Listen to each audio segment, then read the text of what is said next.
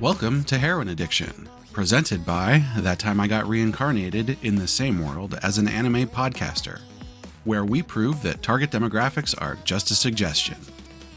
I'm Isekai Sensei Sama, aka Brad, and as always, I'm joined by Bento Baggins, aka Ben. Hello. So today we're going to be talking about the Fantasie of a Stepmother, also known as A Stepmother's Martian, which is not the name that we're going to be using.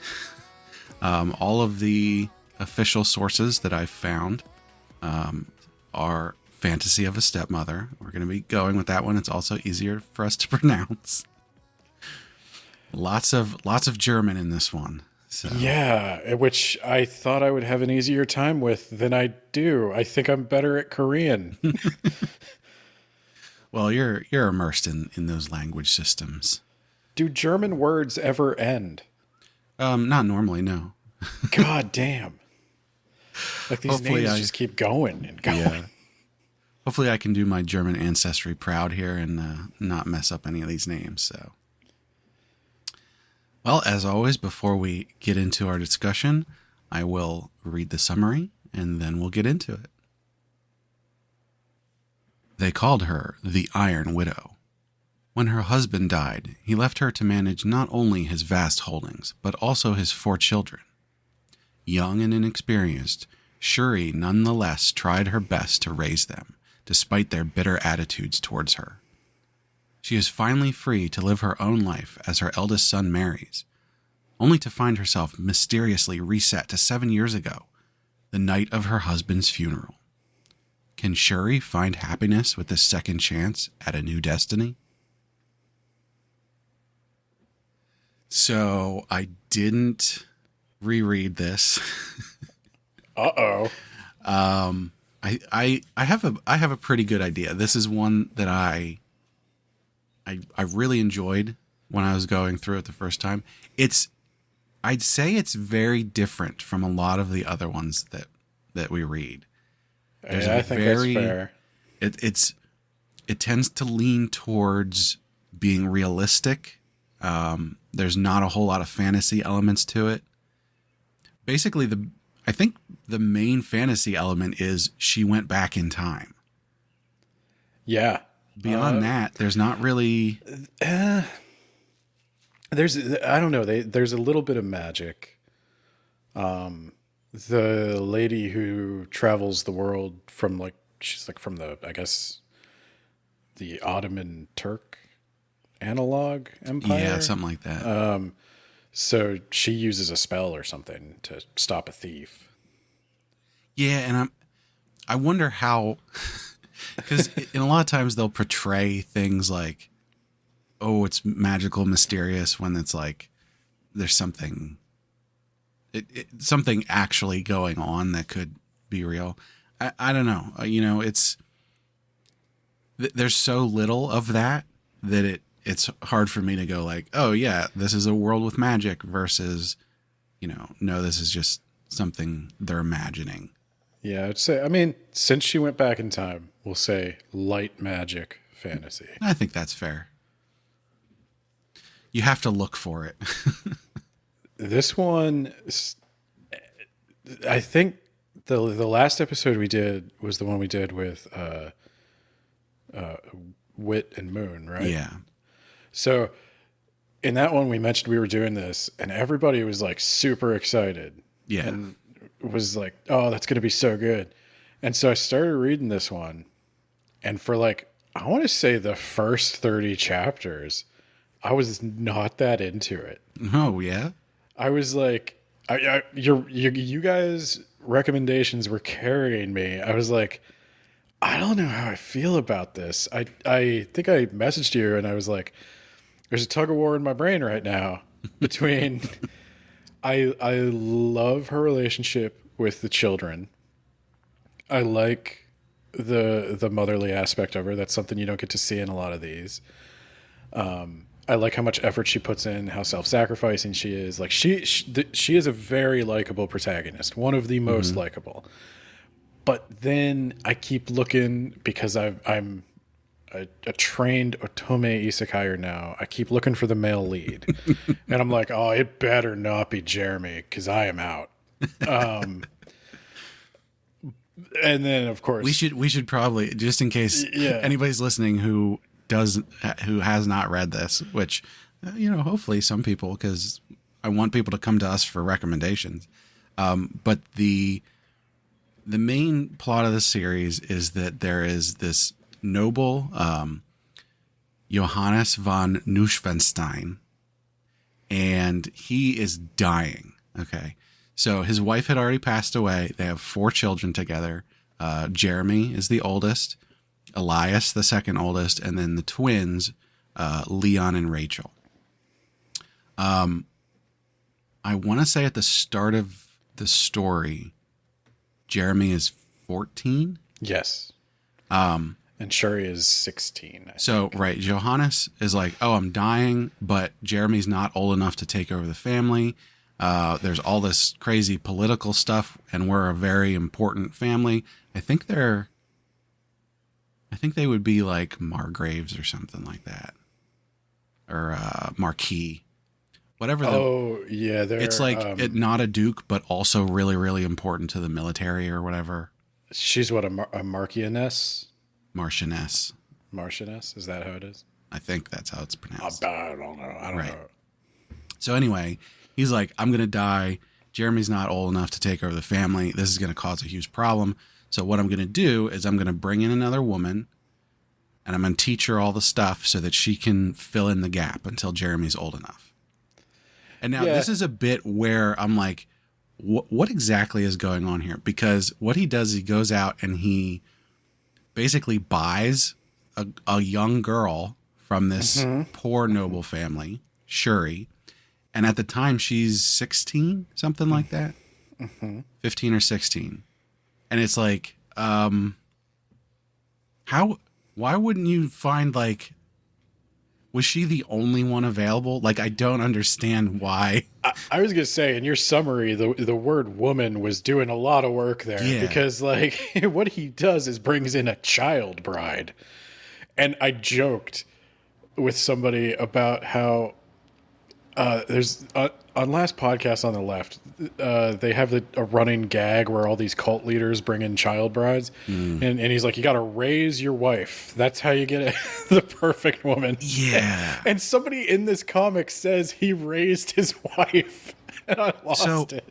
There's, on the one side, I can see like, oh, like she's young and malleable, so he can like get all this information into her, right?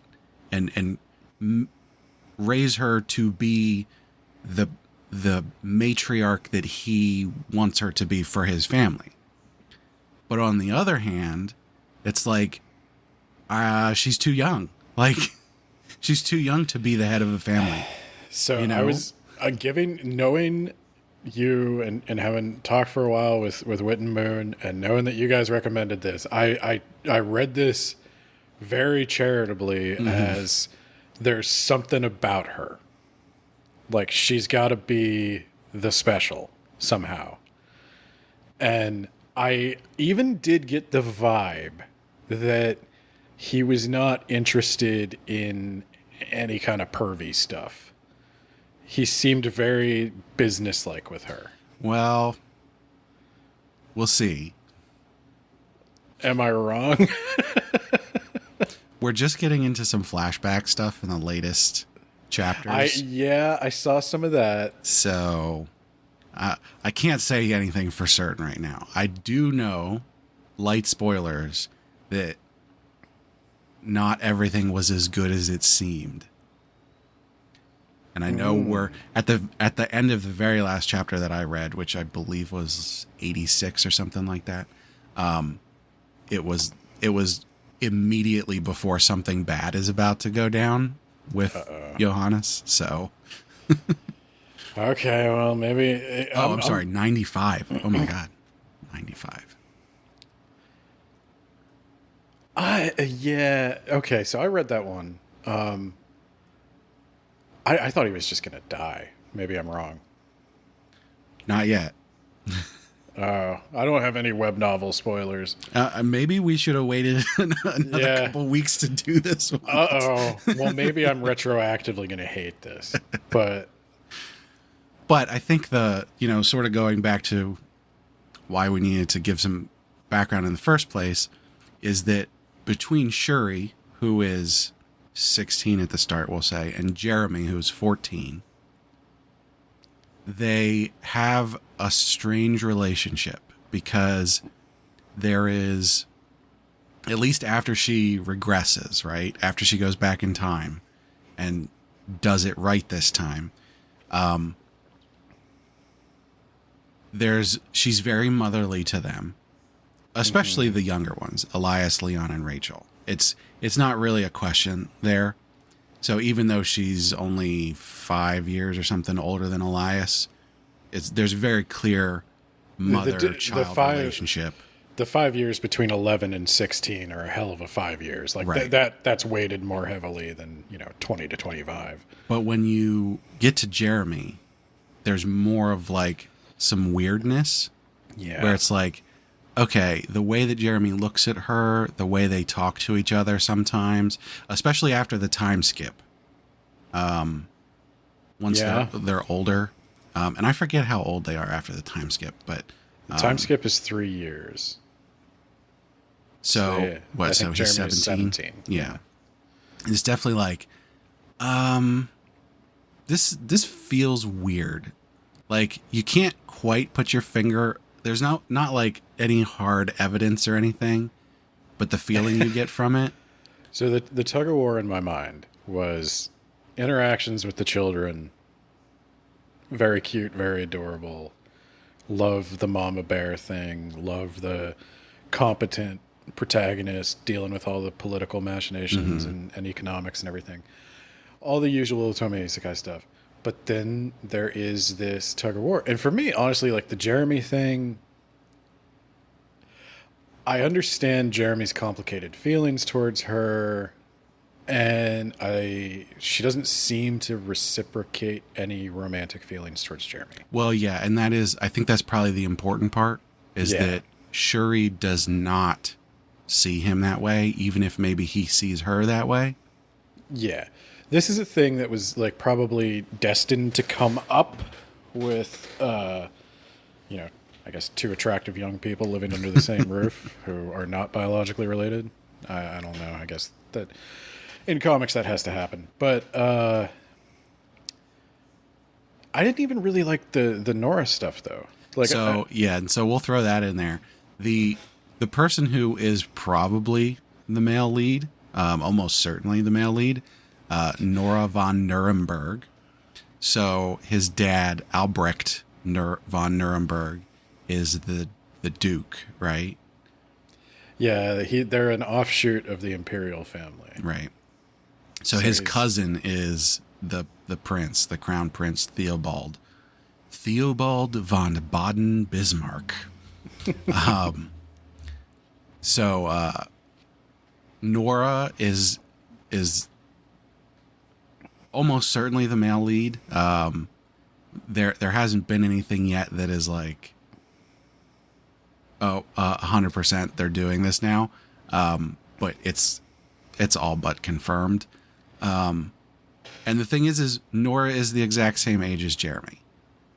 So, well, yeah. And so this is the tug of war in my mind is I don't think there's nothing like crazy unacceptable here. There's nothing that makes you like a bad person for liking it, but it makes sense that they would have chemistry even because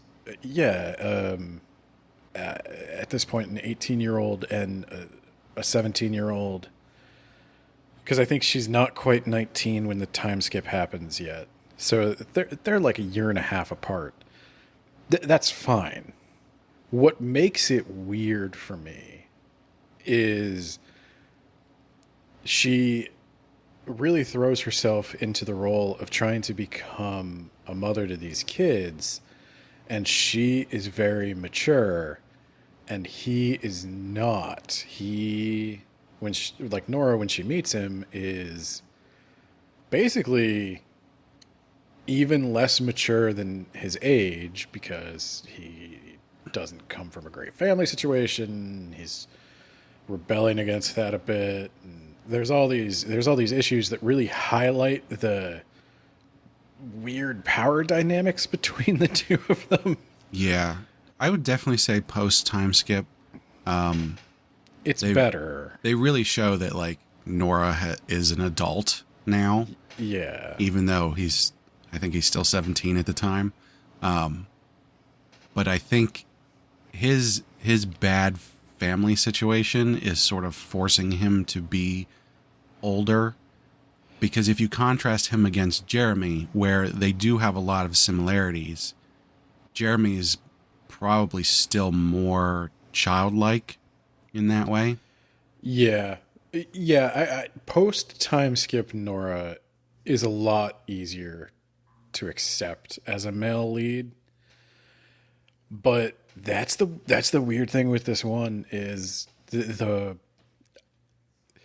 when it dips back into romance is when I start getting pulled out because I don't really like the ships. See, I think pre-time skip, that they hinted at some romance stuff a little bit, but they sort of stayed away from it, and it was more Nora centric. Like he was looking at Shuri like, I like her, but she was not looking at him that way.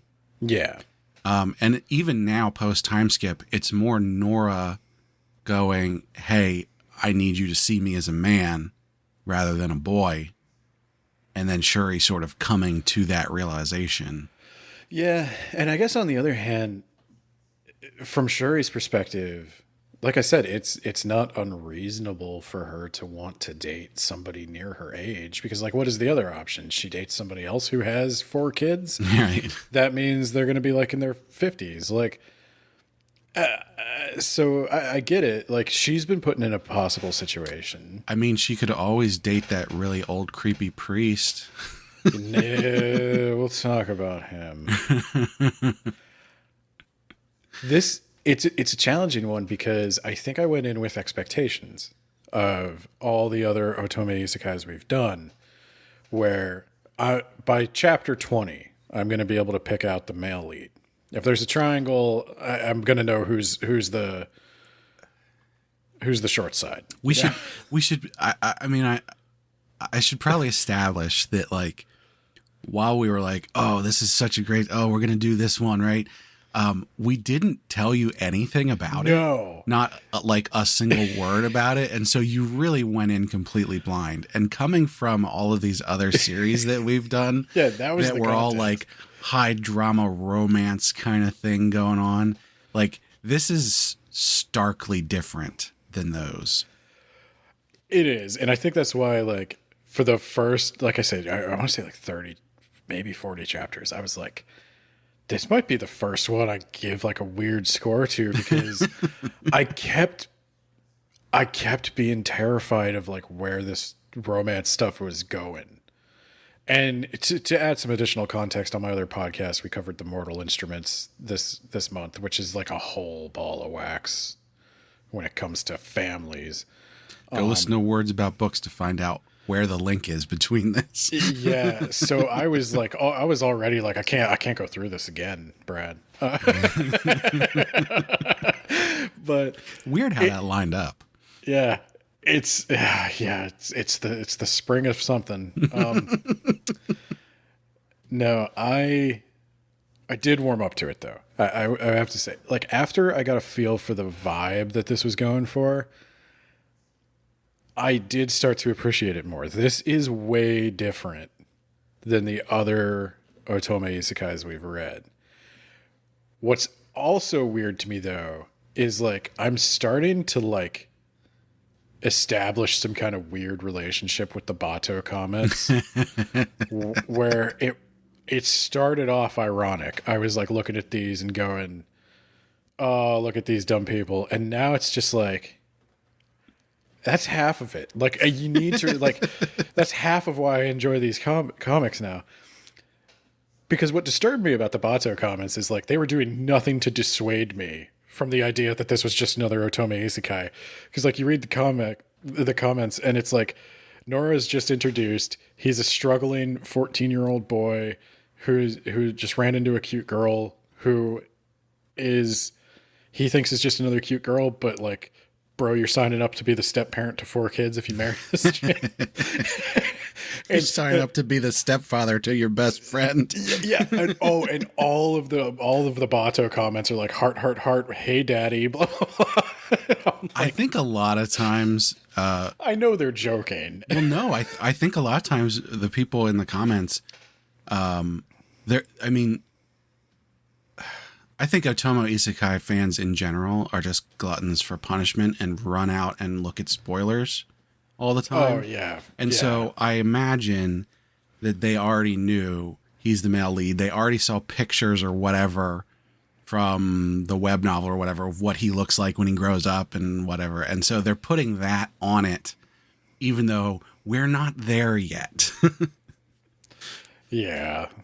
But I don't know. I think like post time skip, I thought the stuff between Shuri and Jeremy was a little more muted.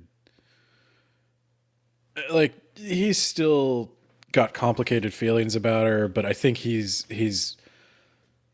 we're not looking at it like we were looking at the what was the last one we read with the weird brother? The villainous turns the hourglass. Kane. Yeah. Yeah, it's not a Kane situation. Yeah. Like Jeremy he wants her to have a life. He wants the feeling I get from it, the main feeling that I think he has is respect. I think after everything that they went through, I think he respects her the most. And after that, there's sort of a weird tug of war between his love as a son versus maybe these romantic feelings. And I think he's struggling between those two. But overall, he respects her and wants to protect her. I get the vibe. He would be okay with her marrying someone, but perhaps not Nora. Yeah. They haven't really dealt with that yet. I don't think you sort of would have to think that everybody knows just from like watching Nora. But they haven't like outright said anything yet. So I don't know that conversation hasn't happened yet. So I'll be interested in that one. So how much of the, like, I don't know how many spoilers we want to get into, but I would at least like to talk about the first season sort of climax with the trial. Yeah. And I think something important to note in all of this, we've been talking a lot about these romance things because it's like sort of weird and uncomfortable at times. And so that's sort of the interesting thing to talk about.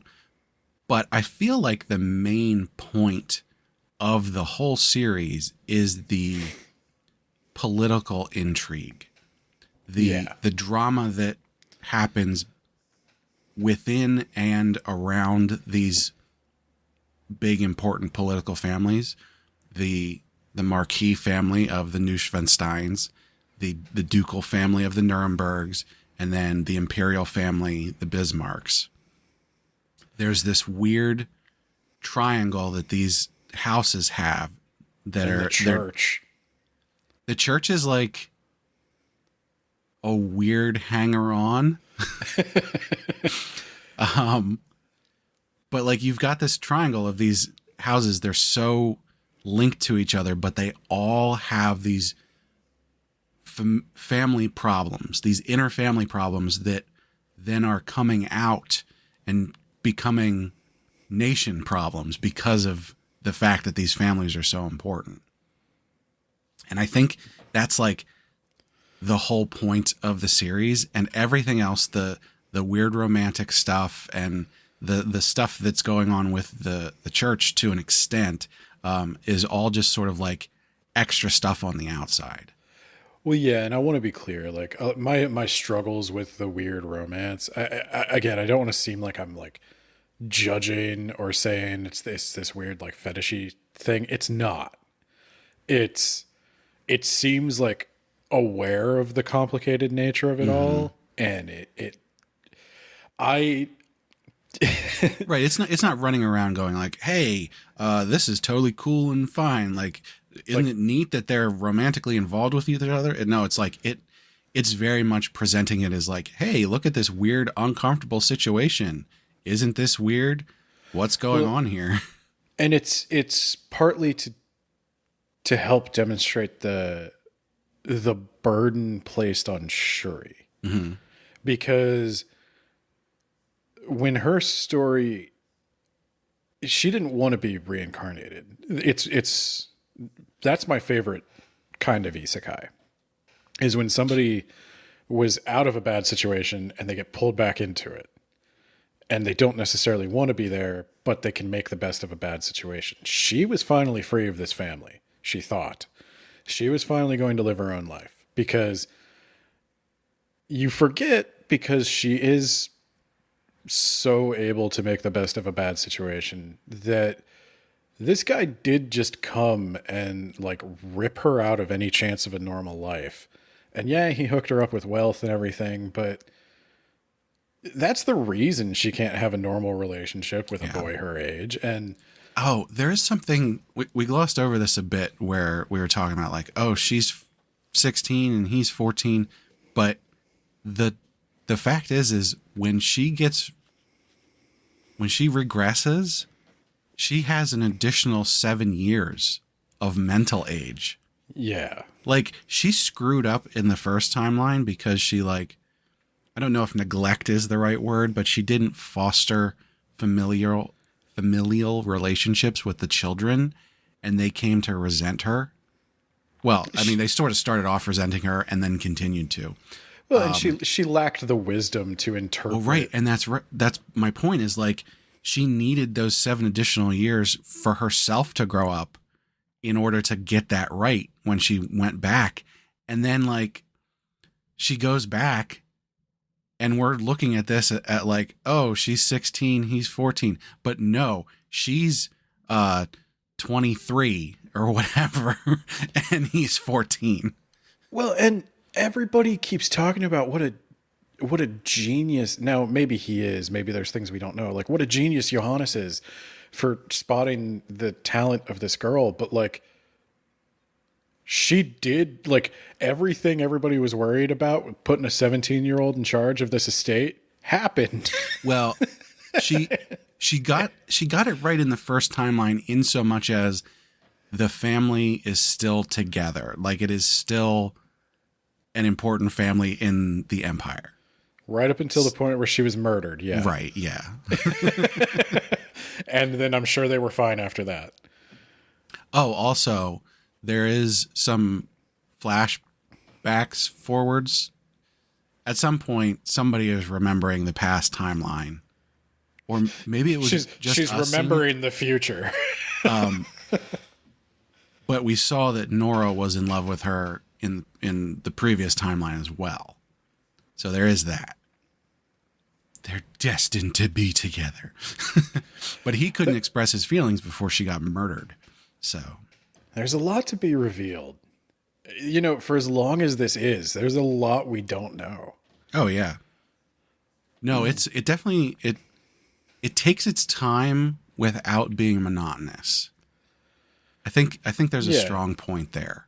Like, there's at no point while I was reading it did I go, oh, this is taking forever. In fact, when it went on hiatus for a really long time, I was like, when is this coming back?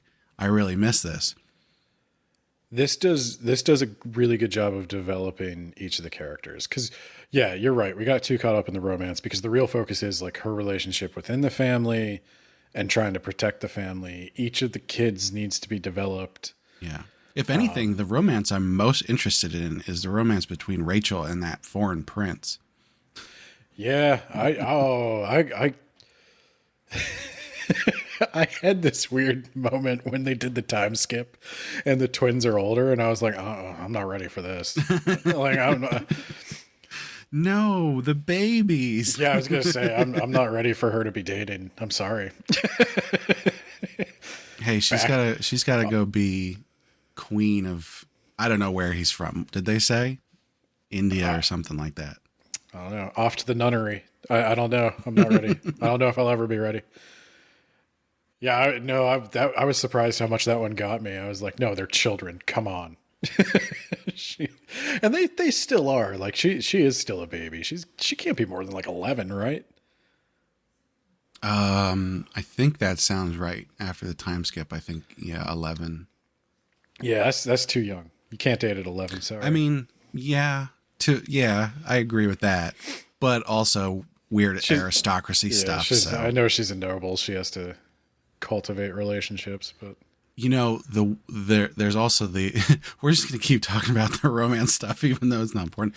I'm wondering what Jeremy's going to do, because he's like, I don't remember if it's official yet, but he's basically betrothed to O'Hara von Heinrich, which is another pretty important noble family.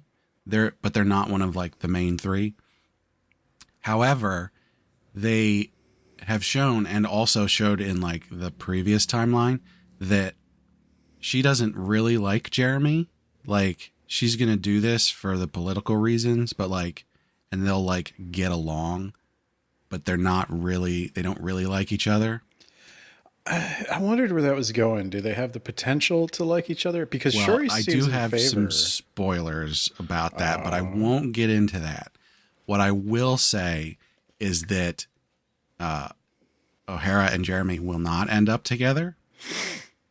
And they're definitely starting to show you that. There's some conversations that Shuri and O'Hara have where Shuri is like, "Are you sure this is what you want to do?" And she's like, "Yes, this is what my father needs me to do for the good of our family." And she's like, "But is this what you want to do?" Well, so that was the other thing I was thinking is she seemed very concerned that their arrangement be natural. And I wondered if it was like she sees herself Yeah, no, I think that's in that exactly what it is. situation. Yeah. Yeah. She's going, "Hey, I had a real shitty time because I was forced into this marriage that wasn't good for me. Maybe you shouldn't do that." Yeah.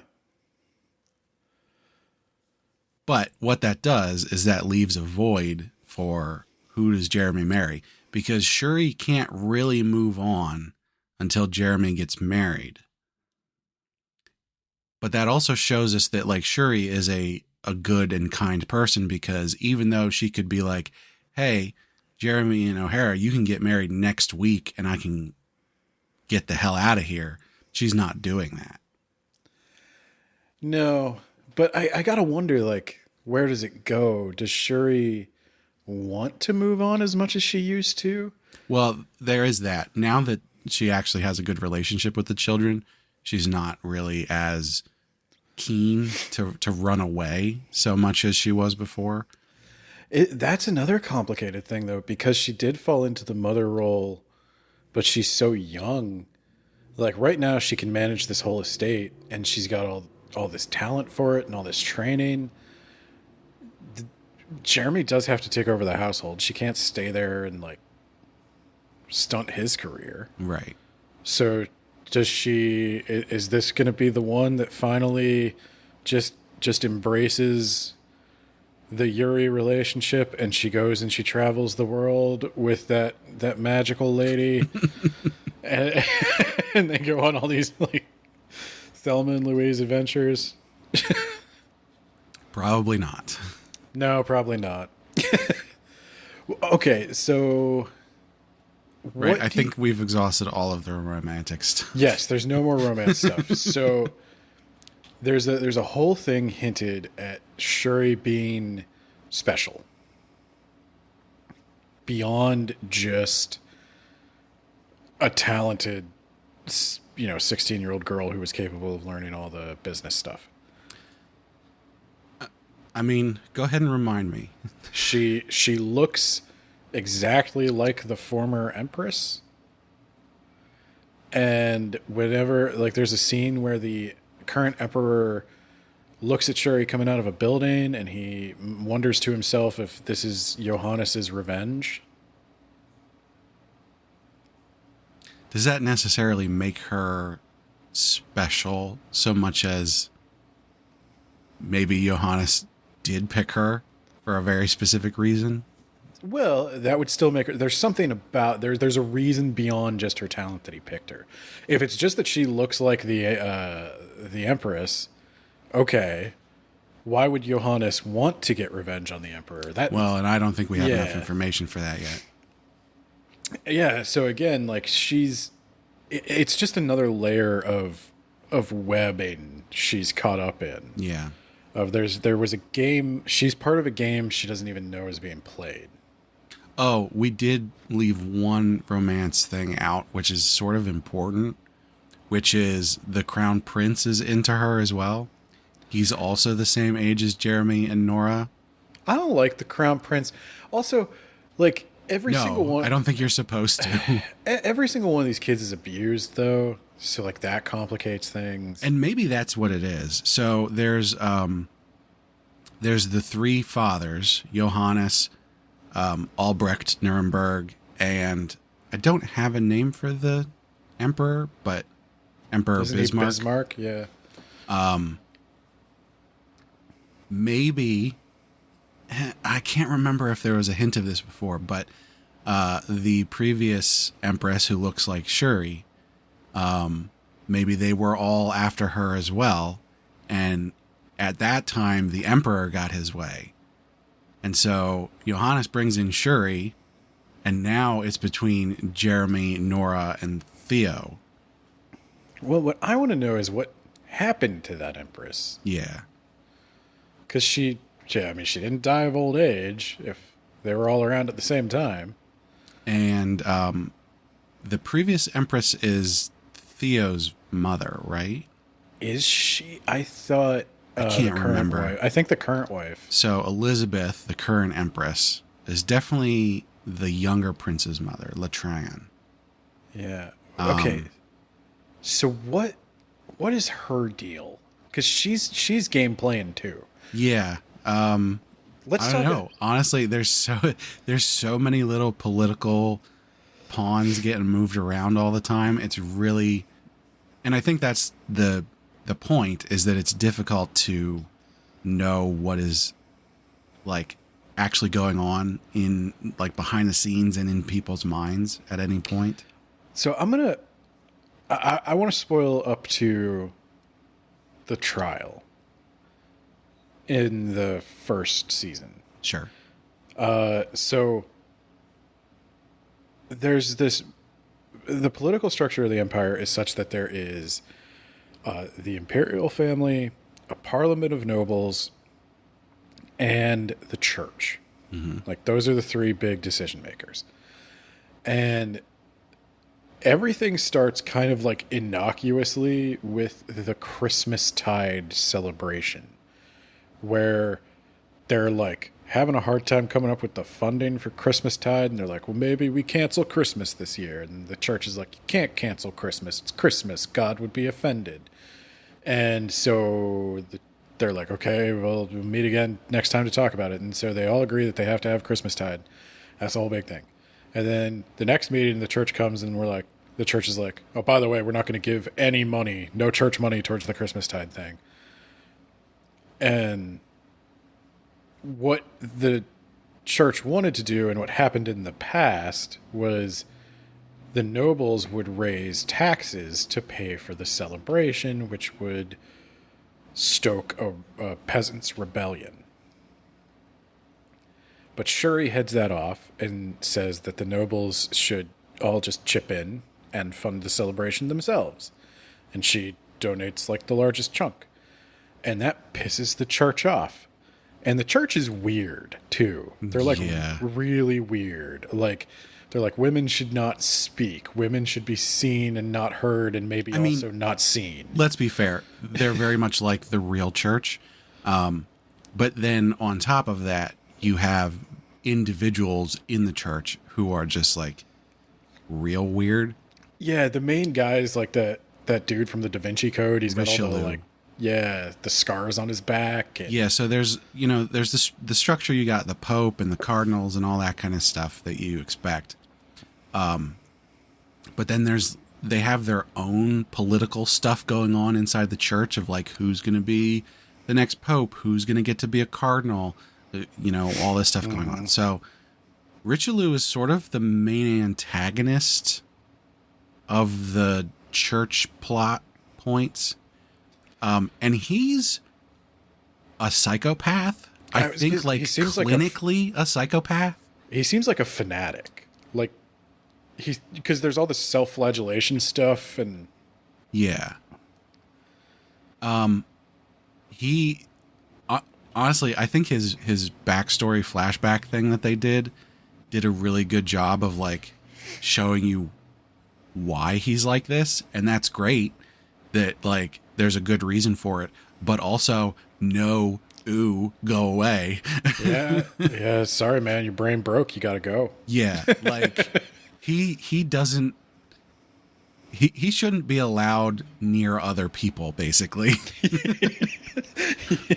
He should be seen and not heard, and maybe not seen. He's got this really weird thing where he's like, hey, I think I'm romantically attracted to Shuri, but also that's not cool. I'm a priest, and so instead I'm just going to be a crazy asshole.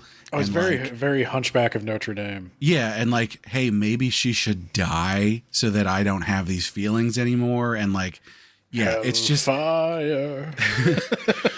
Just the whole, every time he's on the page, I'm just like, no, go away, please. Oh yeah, I mean, he's just made to be like the most unsettling character. He doesn't have eyebrows. Yeah, that's a big thing. But he's also like, at least before the time skip, he was like the prince's like religious teacher kind of thing. Yeah, and so he's always trying to like steer the prince in a certain direction, and then I think part of that is he's trying to get the prince more involved with Shuri because of a reason to get Shuri out of her position of. But I honestly have a hard time keeping track of what his game is. Yeah, he's a strange dude, but he also seems to think that there's a hint that he might suspect she's been reincarnated or she has some foreknowledge. Yeah. And like that seems like a dangerous position for her to be in. Well, and every time he talks about it, it's really difficult to be like, does he actually know something, or is this just part of him being creepy? Yeah, cool. Because like I could see her getting accused of witchcraft or something. Yeah. But yeah, so the Christmastide thing happens, and there's like this big party. Everybody's got to go. And the crown prince is trying to get Shuri alone so he can put the moves on her. And he does. And there's a comical anime situation where he falls and she can't get out of the way and she hurts her wrist. And Jeremy walks in at exactly the wrong time and punches him in the schnoz. Which was, honestly, good job, Jeremy. Yeah. That was the right thing to do. Yeah, because it was one of those situations where it's like, it's not what it looks like, but I wish it was. I know. See, it's not what it looked like, but he wishes it was. Right, the prince wished. Yeah. Yeah. And so, yeah, he deserved it. But the problem being is that you can't just punch a royal in the face, even if they're doing something bad. No, but to the crown prince's credit, he's not the one that took things out of hand. He seemed willing to let everything go. But his mom is like, no, I'm going to make this a test for Shuri. and I'm going to make as big a deal out of this as I possibly can. And I'm going to say he's guilty of trying to assassinate the prince, and the hand that touched the prince should be cut off. And so Jeremy is thrown in jail awaiting trial, and Shuri has to maneuver. And there's only one way out of this, right? And that is the head of a royal family can ask for a duel of honor, trial by combat, I guess. And I don't know what, like, okay, so the duel of honor, right? That's a thing they can ask for. And she can't ask for it because she's a woman, I guess. I don't know. Or she just doesn't want to fight. But, so I guess if she makes Jeremy the head of the household, he could fight, and he's pretty good at fighting. He trains to be a knight all the time. But who would he fight? The crown prince? I don't know. And a lot of times in these situations, you can choose a representative to fight for you. Yeah. So I would think you would want to do that. And I would almost certainly think that a royal would pick a representative, right? Yeah. So, like, why didn't she pick somebody? I thought she was. This is how I thought it was going to go. I thought she was going to pick Nora, and they were just going to have a fight. But no, they couldn't. She wasn't allowed to do that. So she has to get Jeremy to be the head of the household. That's her solution, and she's going to do that by having her marriage annulled, so that she was never the wife or mother, and nobody wants that to happen, but it's the only way to save him. So she's going through all this stuff to try to make it happen. She digs up old letters where the Johannes admitted he never consummated the marriage, which was a relief. Yeah, good for him. To be honest. He probably did some other really bad stuff, which we're going to find out soon, but he never touched her sexually, so that's cool, I guess. Oh man, like I don't know what's gonna happen that's like worse than that. Oh man. Okay, well, so that never happened. So she's asking for an annulment, and she needs to get his brother-in-law, who he wrote the letter to testify to its authenticity, and that's a whole big thing. But she manages to do that, and this is the other part where I thought she's more than she seems. Maybe you know the answer to this already, but I didn't. The whole trial is coming to a head. They're about to prove that the marriage could be annulled when the priest who's in charge of the trial asks, "Well, then why did he even marry you?" And it's like, that's a rude question. Yeah, but right. Second, also, everybody can tell that already. The brother-in-law is about to answer. He says, "I think she's," and then the current empress is like, "That's enough. Okay, we're done here. Test passed. You can hit my son. I don't care anymore." And trial over. And then the priest is like, "With all due respect, madam." And she's like, "Trial over. No takesy backs. He's got to go." Excuse me. I'm the empress. Yeah. I just said we're done here. We're done here.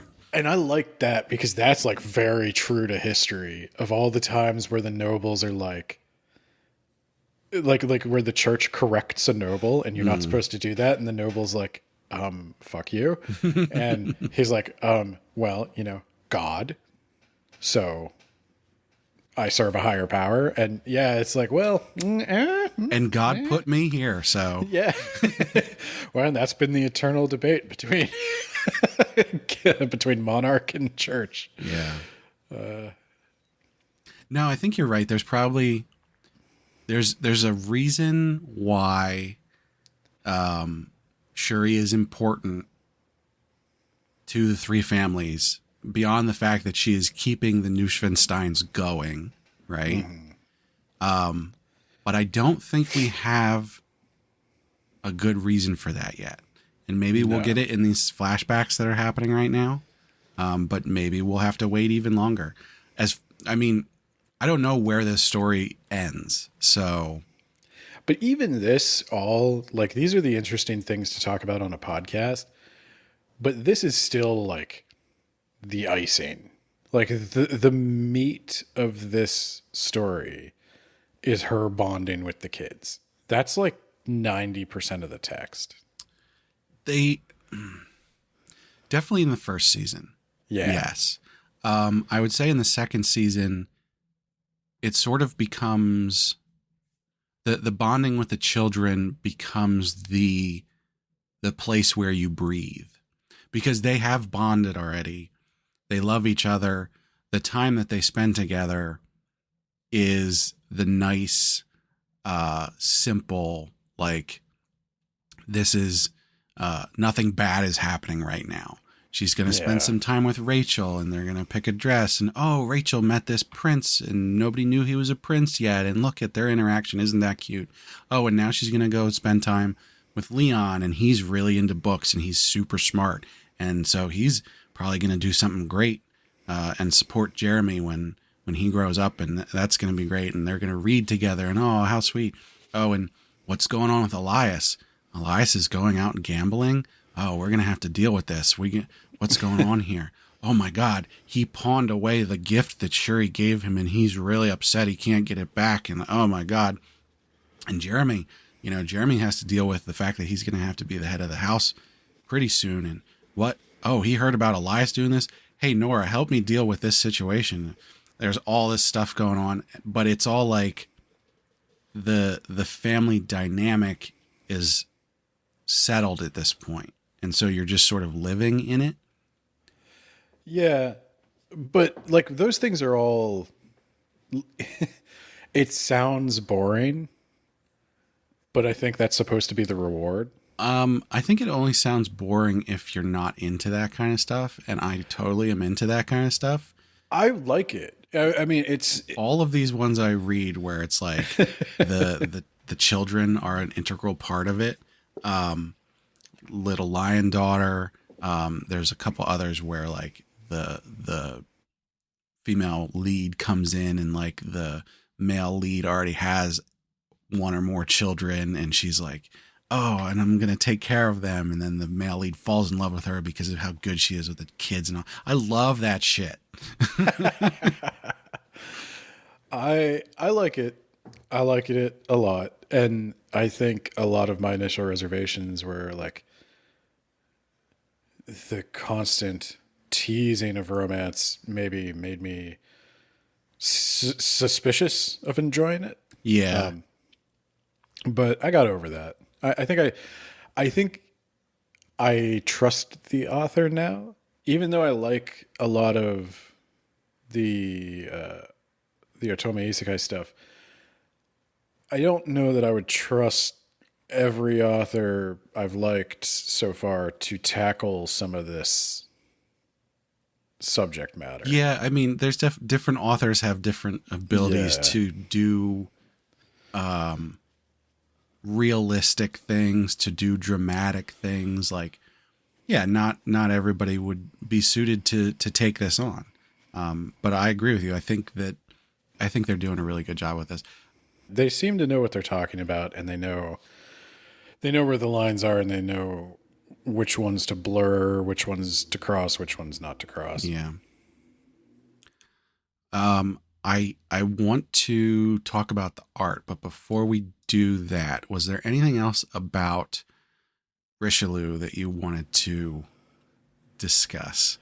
Should there be? I mean, he's a very important character. There's more that you want to discuss. I don't know that I really want to, because I mean, he's the worst. And the way that other priest that's always hanging out with him, I forget his name, but like the way he manipulates that guy is like, this is really messed up. Like, yeah. I mean, he has to die by the end. Like this is a character that's by not falling from the top of a church into a flaming pyre. Yeah. The parallels are so weird. I mean, the what's his name from Hunchback is much more over the top. Richelieu is very subdued But if Richelieu burst into song, that's what he'd sing. Well, no, even like his day-to-day talking. Richelieu is very subdued and always like quiet and like very, everything he says is very focused and like on purpose. That's because he's channeling it. Because if he loses control for a second, like those are the scariest kinds of people. Yeah, maybe you're right. Yeah. Because he's gonna snap one day, and that's how he's gonna go out. That's how he's gonna die. He's gonna snap, and he's gonna go on some kind of Christy rampage. And Yeah. I think he was probably always a psychopath, and then his near-death experience was like just it snapped him. You know, that's the serial killer thing. The something triad. It's like natural tendency towards it, plus head injury. Yeah. Plus childhood trauma. Well, suffice to say, don't be in a room with just him alone. Or any church man. Well, yeah. Yeah, so art. So this is where I'm getting into my rubric. So we've been talking about design in this. So here's what I was thinking. This is kind of based on the rubric we do for words about books, but here's what I was thinking for the Otome Isekai. General category like content and ideas, which is sort of like how good is the overall content? Are there any original ideas? Do they develop their ideas? Like, why would you read this story above others? Mm-hmm. Next category would be pacing. Doesn't move too fast, too slow, just right. Mm-hmm. Which is a good one because there's a couple series I read that are like, what are you doing? There's like 2 time skips in one chapter. There's like, you're moving from scene to scene where like one thing happens and then you're moving on to the next. It's like, what are you doing? Slow down. And then it'll take 14 chapters to be at one ball. And it's like, oh my God. Yeah. Pacing and organization are kind of the same category. So like, it's going to be like, if it takes a lot, if it's hard to follow and that's not intentional, that would be a low pacing score. So the next category, and this is where I'm not sure, romance. I think that definitely needs to be its own category. Yeah. Okay. Because in this one, like, this was the one that made me start thinking about it. Is like, I could give this a really high content and idea score.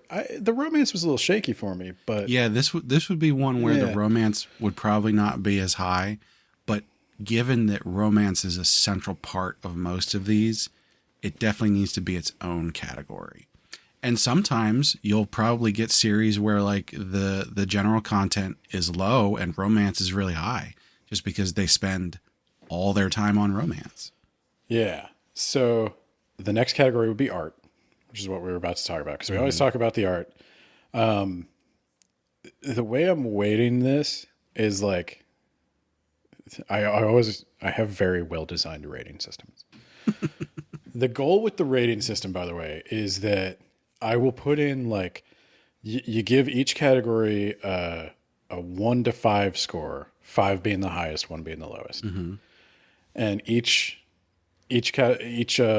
like 1, 2, 3, 4, 5 is worth so many points. Totals up to 100 points, and you score it out of 100. And so, really, the lowest score anything could get is a 5. That means it got the lowest category of each. But I try to arrange this such that most people grading it tend to grade the same. Now, art is going to be one that's kind of subjective. So I wanted to put in like, what do you think like a 1 score is? Like, what is terrible art? I almost feel like art needs to be multiple categories. Okay. Because it to the degree that you have like your general story stuff and your romance stuff as 2 separate things. The art in these, there's how well does it like how consistent is it? Picking its style and sticking to it, and do the characters stay on model? So basically competency of the art. Okay. But then there's also like the, I don't know what the right word would be, but like how brilliant is it? You know, like Okay, so there's all of like the extra bits, because there's a specific series that I'm thinking of where all of the extra stuff, the light flare, the lens flares and the particle effects and the patterns and the backgrounds and everything is crazy, crazy good. But the character models are terrible. And like okay. in that series, I would say, you know, the art competency is, you know, a 2, whereas the art, and we have to find a word for this, but the extra part of the art is a 4 or 5, you know. Okay, so Maybe cool factor. what if we called it what if we said artistic competency and artistic flourish? Okay. Yeah, that'll work. And we'll define what we mean by that in the column stuff, and I'll do a blog post about this, so it's all there for people to see. Go to animepodcasterreincarnation.com. So then the last 2 categories are where so I want these first 4 or first 5 now. They are usually like well defined. A story sort of either fits within the rating or not, and I kind of want people to see them and make it a little bit objective. There's wiggle room, but I want most people to score these about the same, where you get to put your own personal touch on it. We did this with Words About Books, and it's worked out pretty well. Personal preference. Mm-hmm. And the personal preference is just how much you liked it. This is where we separate, is it well done from did you like it? And I think this is where we're going to see the deviation from the way that we've been rating these so far. Because so far we've basically been rating these exclusively on personal preference. Yes. Now there's been some objective things that we've talked about that go into that, of like how well was the art done, how well executed is the story, those kind of things. But when it came down to it, it was, oh, this is an 8 for me because I really liked these things. Whereas now we're going to have mostly objective ratings and then add on the personal preference at the top. Yeah, and my review philosophy is it's totally fine to love something that isn't like executed perfectly. Yeah, I mean, it's totally possible to go through a series and go, I'm giving this all 2s, but on personal preference, it's a 5 because this thing that they do just hits me in just the right way. Yep, exactly. And then the next one is probably another factor in our ratings, recommendation strength. How and who would you recommend this to? And the way I grade recommendation strength is 1 is you wouldn't recommend this to anyone. It's terrible. And 5 is you could recommend this to anyone. So the more generally it appeals, or the more widely it appeals, the better. But a 4 could be like a strong recommendation to fans of Otome Isekai, but maybe not people outside of that. I feel like 1 in 5 is easy. The in-between numbers can be hard because like at a 4, you could say there is one specific kind of person that will be super into this. Can't give it a 5 because you can't recommend it to everybody. But the kind of person who would like this will like it so much that I'm going to give this a 4. Or on the flip side of that, you have this can be recommended to a lot of people, but not this certain group of people. And so that also would fall under a 4. So we could tweak this if we want. We could, so with words about books, we go by like how many people you could recommend it to. But with this, we could make like 5. Everyone would love this. 4. Someone would love this a lot. 3. It's pretty good. I think most people would enjoy it to pass the time. 2. There's only a handful of people that are really going to enjoy this, and it's not gonna like change their lives. And then 1 is you recommend it to no one. I don't know that we really need to. I think the So I can fact tell you that, the words about books one. This is how it goes. 1, do not recommend to anyone. 2, recommend to a very niche audience that wouldn't care about major flaws. 3, weak recommendation to genre fans. 4, strong recommendation to genre fans, weak recommendation to general audience. 5, strong recommendation to general audience. yeah, I suppose so.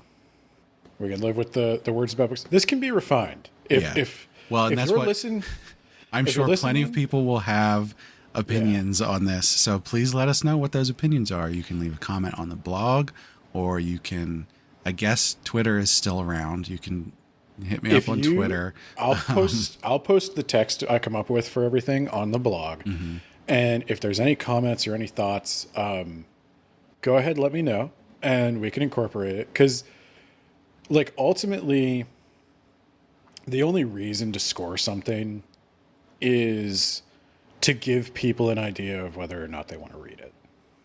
It's also like, fun. It is fun. Yeah. But like in terms of like, I'm not trying to say this is a 75 out of 100 book. That is all it will ever be. That is all it is allowed to be. I am correct. You're incorrect. I'm not trying to come up with a number that proves I'm right and you're wrong. Yeah. Like that's the main thing.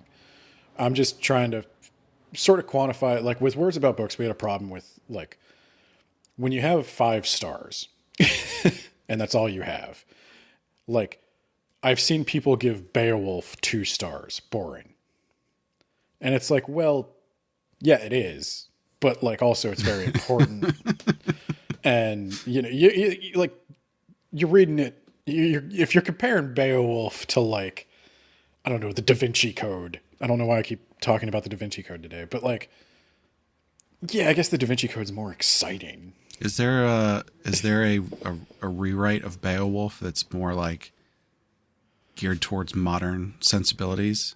There is actually. There's a couple. There is a children's book. Oh my god!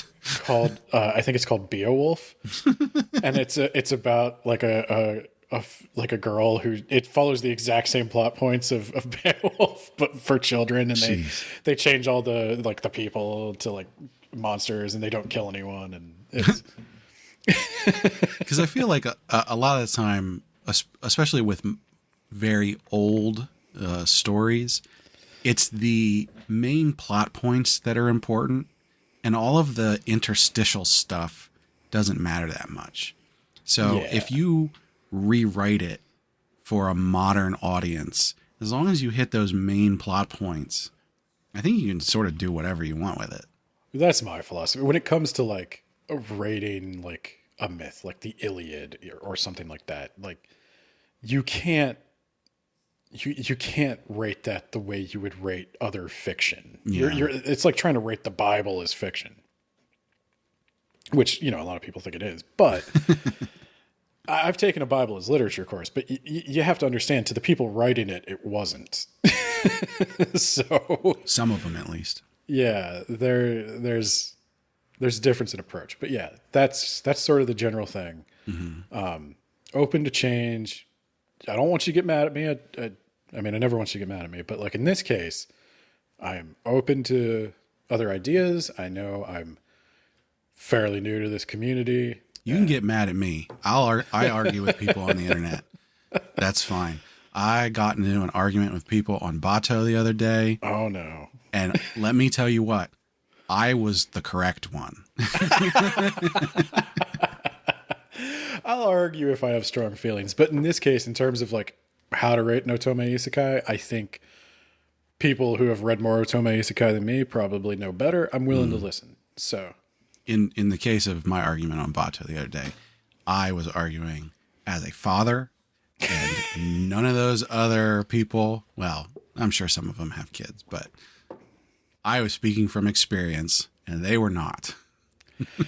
I read that, and I'm not a father, but I have known more than a few pregnant women, and I have known what makes them deeply upset, especially in that third trimester.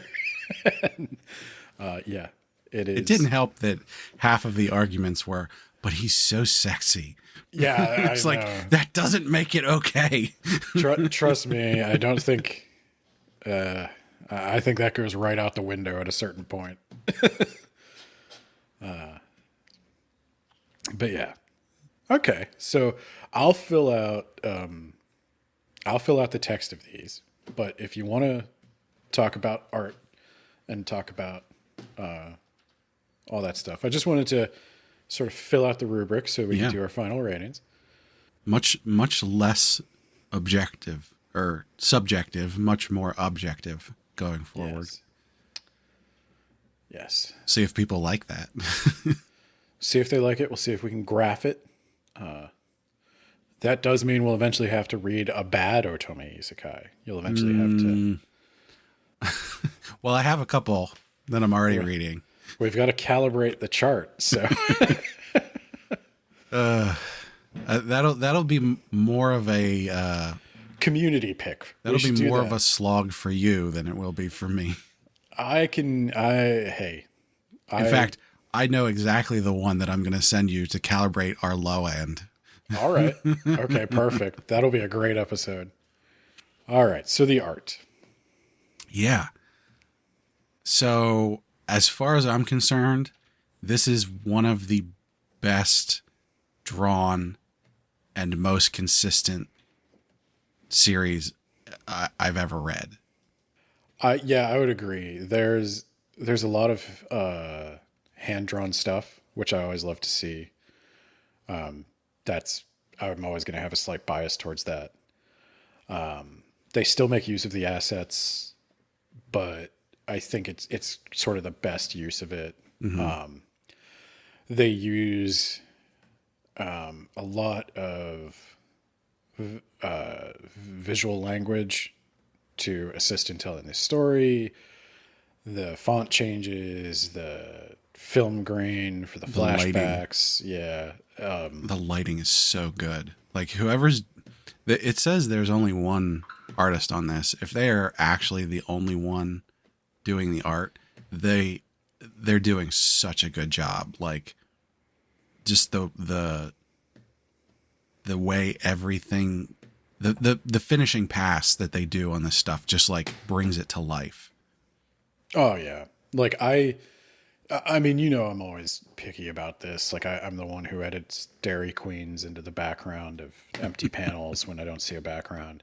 I almost always find like one panel that they've screwed up, and I'm sure I could if I really went back and looked for it, but nothing jumped out at me on this one. And even the cartoony stuff, which I don't usually like, that is a trope in anime that I hate, is especially in like Full Metal Alchemist, where we're having a brutal scene where a man combined his daughter and his dog into some sort of monster.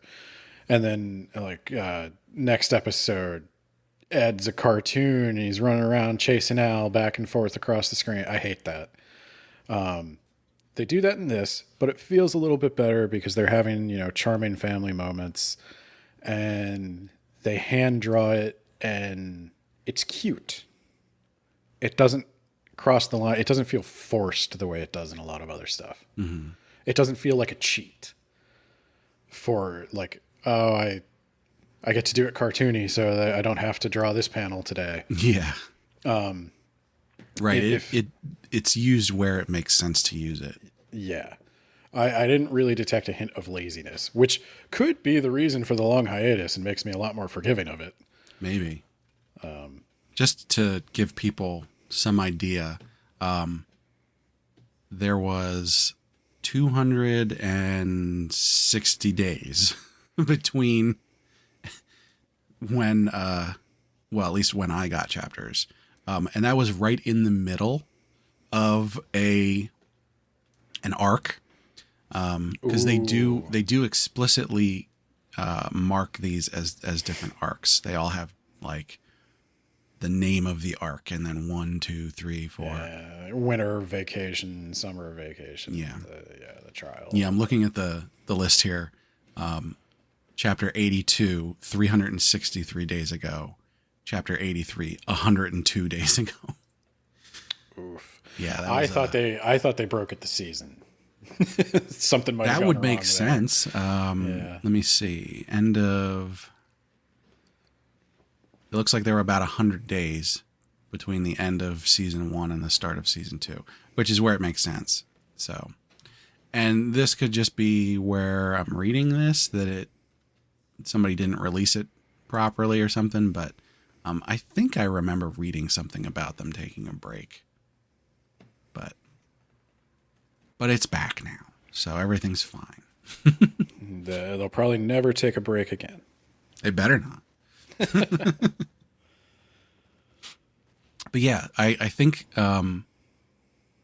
everything that they're doing with the art it's done to such a high degree.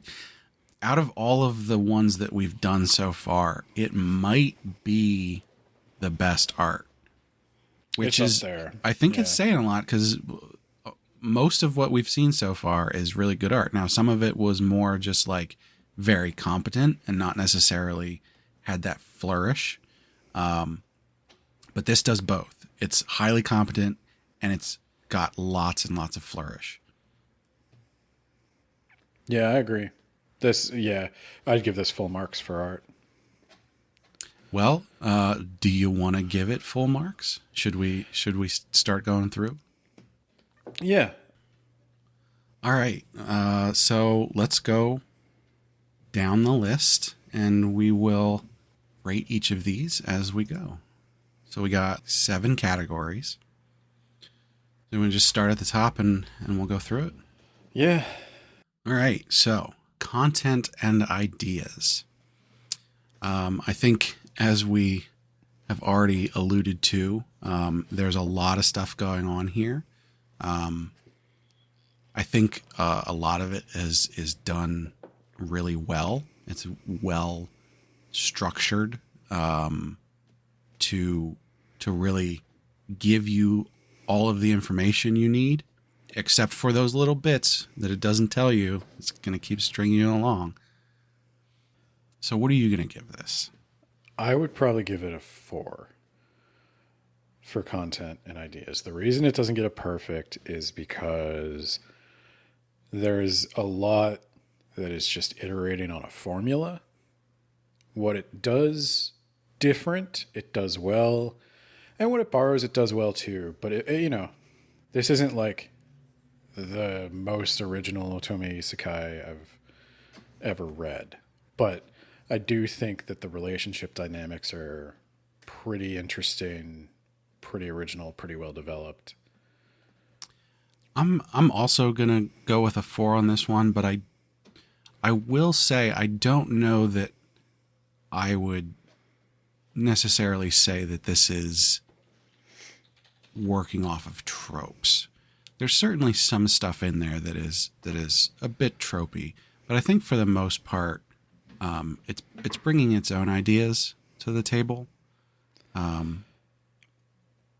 It's part of a genre, but there is originality within it. Yeah, I think that's fair assessment. All right, pacing. So as we mentioned, this is 95 chapters out so far, and basically the main thing that has happened is the trial. Besides that, not really much has happened. Yeah, I was going to say I kind of want to lean towards a 3 for this one. Because for me,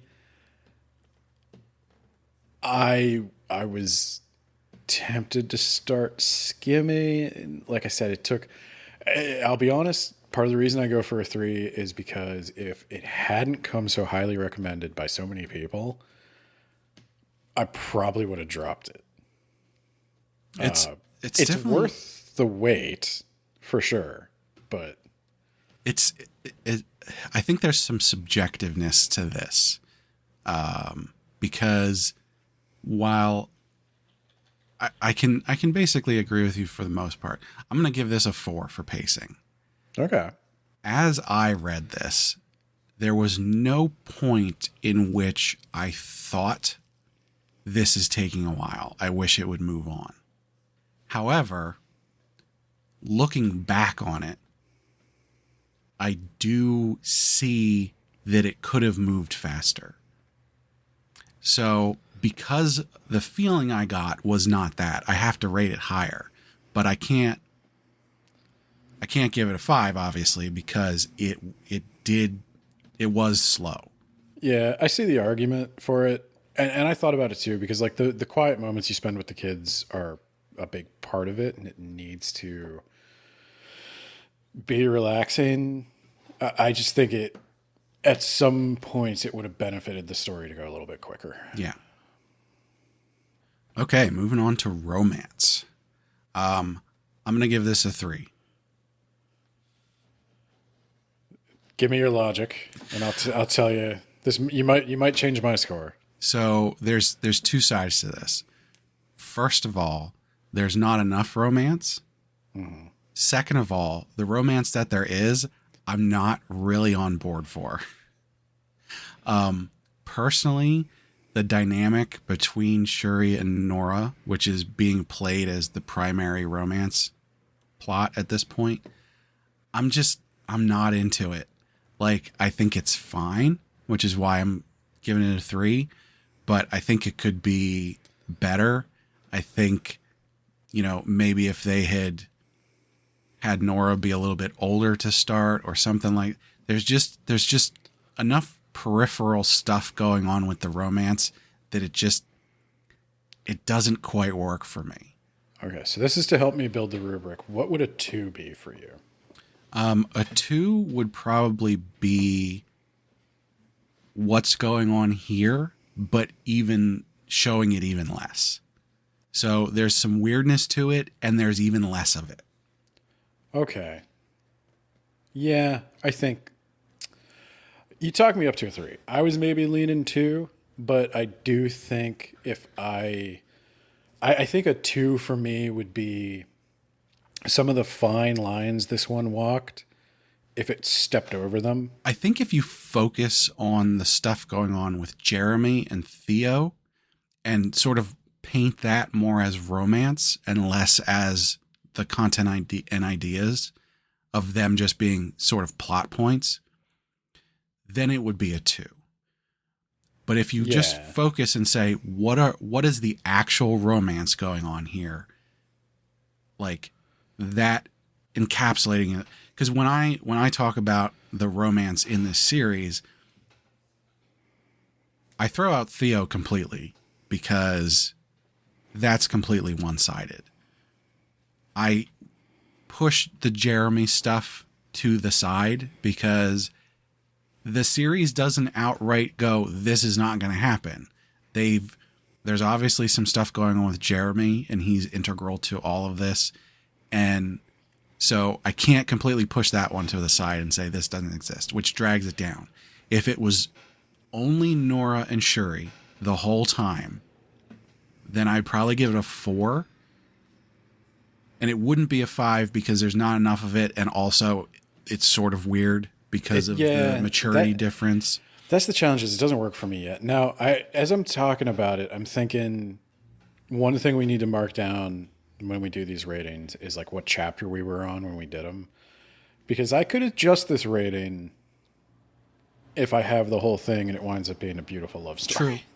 And we talked about this offline a little bit, but at some point we'll probably need to revisit the series that we've done so far.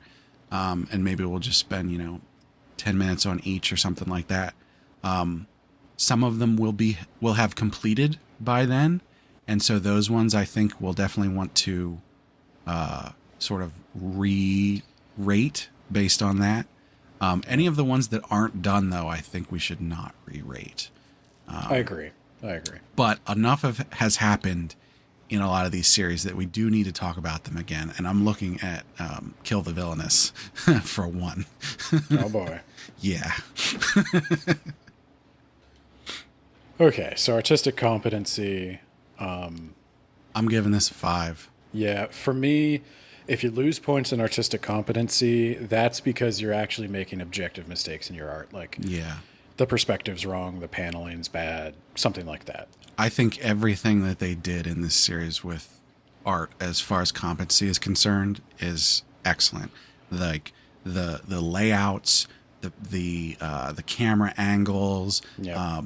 the patterns, the backgrounds, like just everything was just so well executed. Yeah. Yeah, and to give you an idea, like the lowest mark for me is going to be like if your layouts make no sense and your anatomy is garbage. Yeah. And Well, and that's something we should point out because the anatomy in this one, while not necessarily realistic human anatomy, it is on model at all times. proportional. It's it's not like you got one arm longer than the other. You got and it's not intentional. Yeah. That's the other thing is you're just not controlling. You're not in control of the art. Yeah. And then flourish. Flourish up. This is a tough one. I'm sitting between a 4 and a 5 here. I think I'd go to a 4. I think Master Villainous the Invincible maybe would have gone higher for me because I really liked some of the stuff they were doing with the layouts. The one thing I was missing from this that would have bumped it up to a 5 is making some use of the scrolling. Yeah. Now, so we have different experiences with that since I read primarily on my computer, and you're reading primarily on your phone at this point. But I do have some idea of how this stuff works. I do read on my phone sometimes. They definitely didn't play with the format as much as Master Villainous did. I think for me, the problem I'm having is I'm leaning towards a 4, but I can't really articulate the reason why I'm bringing it down. It could have gone further. Yeah, There's it definitely room to go further. I think the stuff that they did do, like I said, with the lighting, with the colors and sort of the filters and stuff like that they did, is really, really well done. And I don't know that there's a lot more you could do there. I would add in there's only a couple other series we've read that I would go as high as 4 on for this. So 4 is a respectable score, I think. All right, so I'm gonna give it a 4. Personal preference. This is the interesting one, right? Okay. So if I think about other series where I'm pretty much exclusively rating it on personal preference, the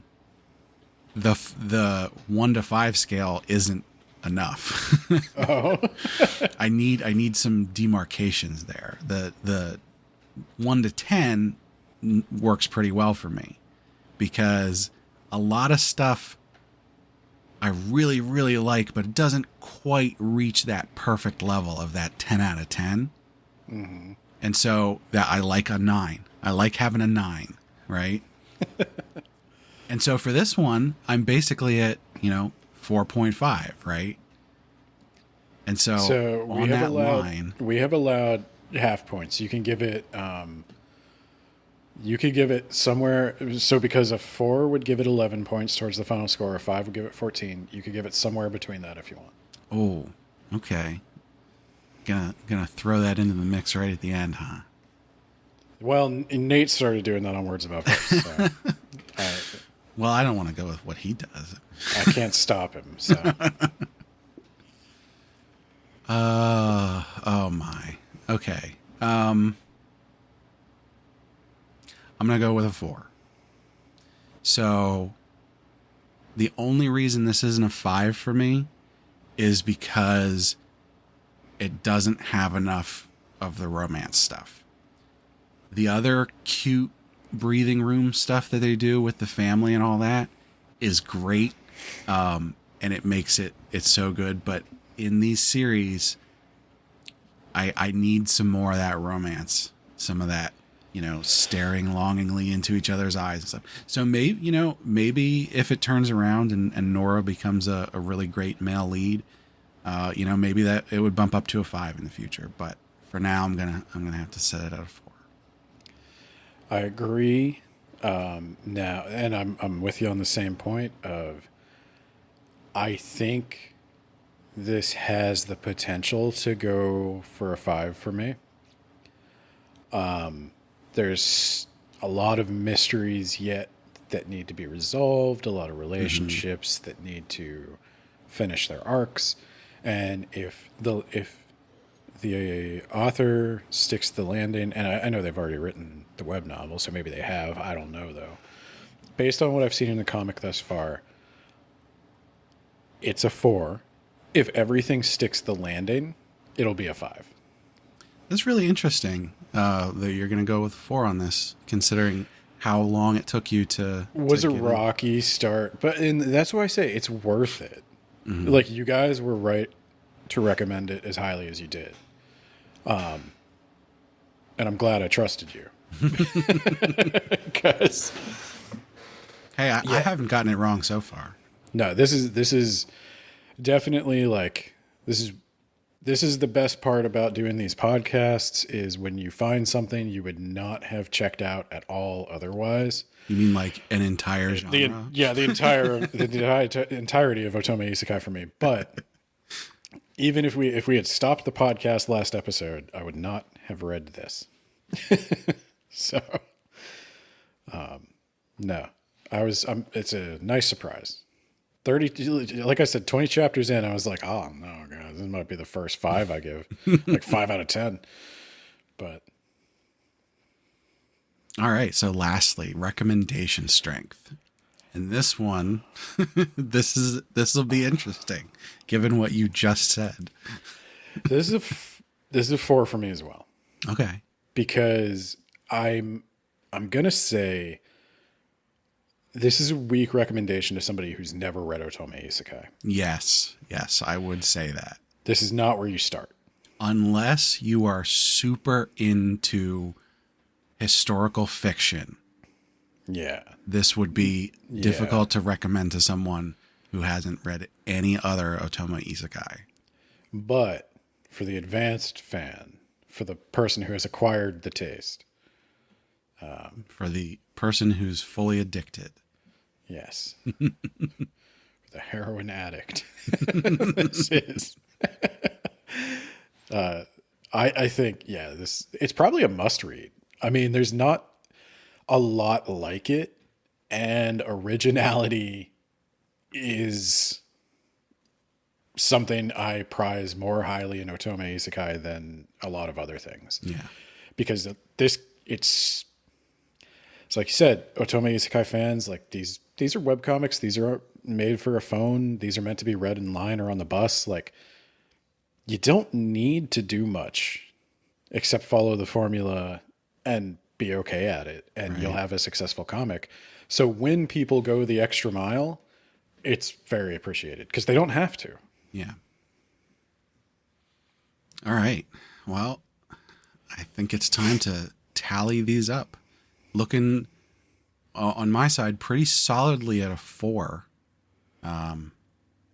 Not 4 out of 10, but mostly 4s in these categories. Yeah, so you can do it however you want. So I wound up with a total score of 72 points out of 100, and I wound up with an average score 3.9. So I got 76 out of 100.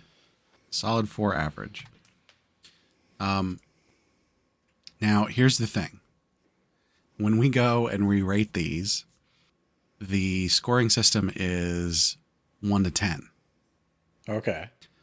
A 76 would be Probably about an 8 out of 10. I'd an round up. 8. Yeah. Yeah. I guess that works out pretty well. Yeah. Because 8 out of 10 is probably what I'd rate this. If we were doing this without the rubric, I would have wavered between an 8 and a 9. Yep. So That's the beauty of the rubric. unfortunately, the rubric is going to make me force me to pick an 8. So I'm sorry to anybody who's a 9 or a 10. But the rubric has spoken. And again, the rubric is flexible. It's sort of just about guiding a more interesting discussion. Yeah. Because you don't just want to gush. You want to talk about why it works, why it doesn't work. Yeah. Some people want us to gush, though. Sometimes I will. Hey, I like Twilight. I gave Twilight a very low rating on my Words About Books rubric. I mean, that's true. Just because something isn't good doesn't mean you don't like it, right? Just because something is objectively terrible, like Twilight. and we'll get to that. Honestly, I think that the series that we'll do to set our low bar for this, I don't actually want to do a full episode on. So I'll send it to you. Go through it at your leisure.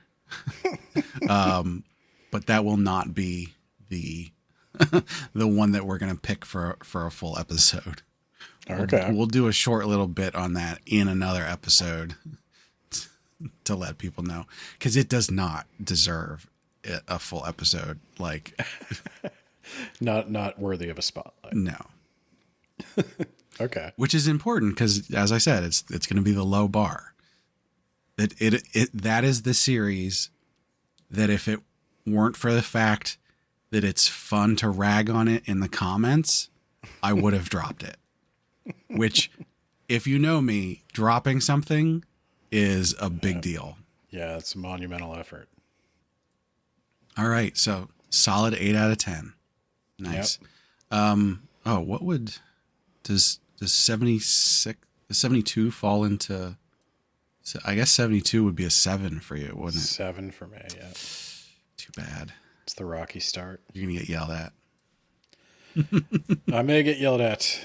I will amend some of those scores. Like I said, if everything lands perfectly, which it very well could, I can go up.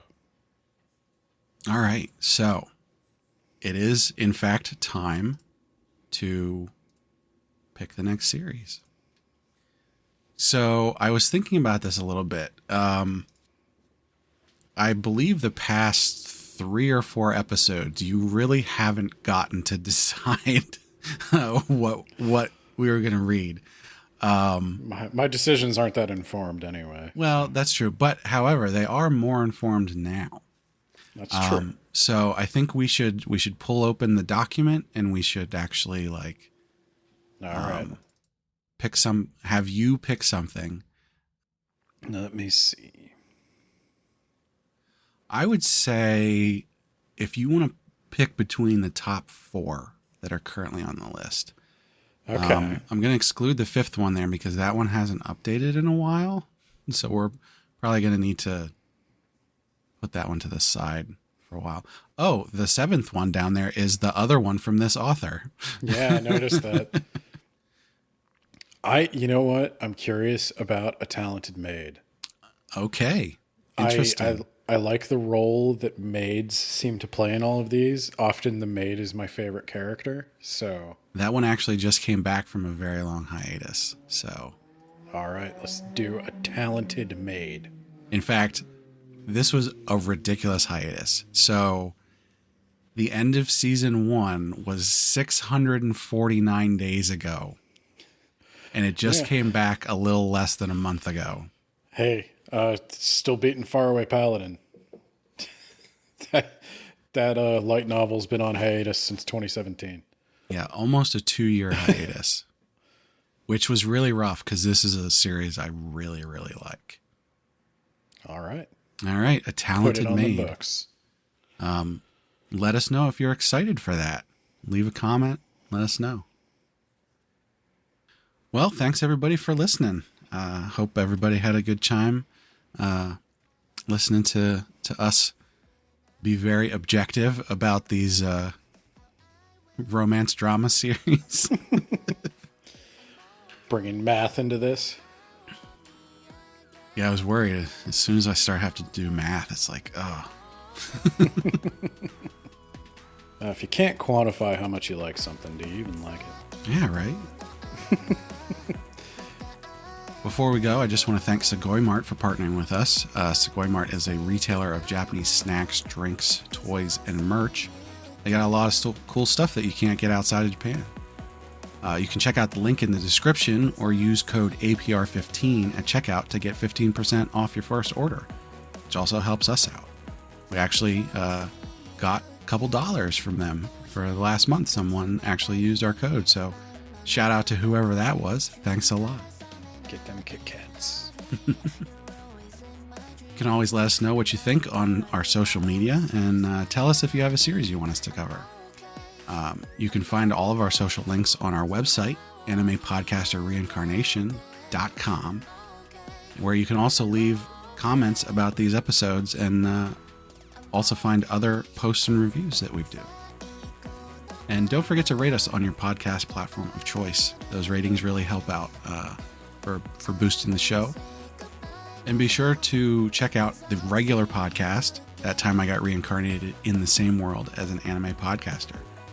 We talk about lots of stuff related to the meta of anime and manga.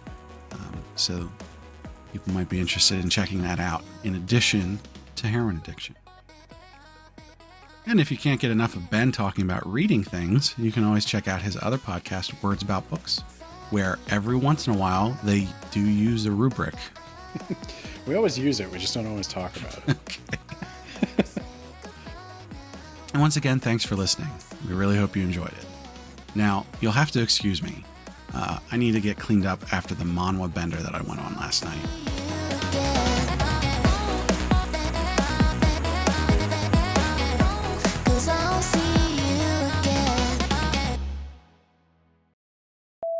This author has definitely, let's be fair here. Where is it? Spice and Kitty? Is that right? Were we expecting more sophisticated? What is Spice and Kitty? I know Spice and Wolf is the thing. Spice and Wolf is a series, yeah.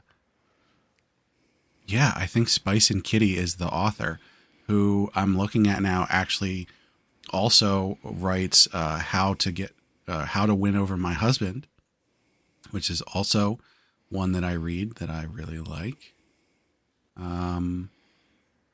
Yeah, I think that's the author. Spice and Kitty. They really like their weird names, don't they?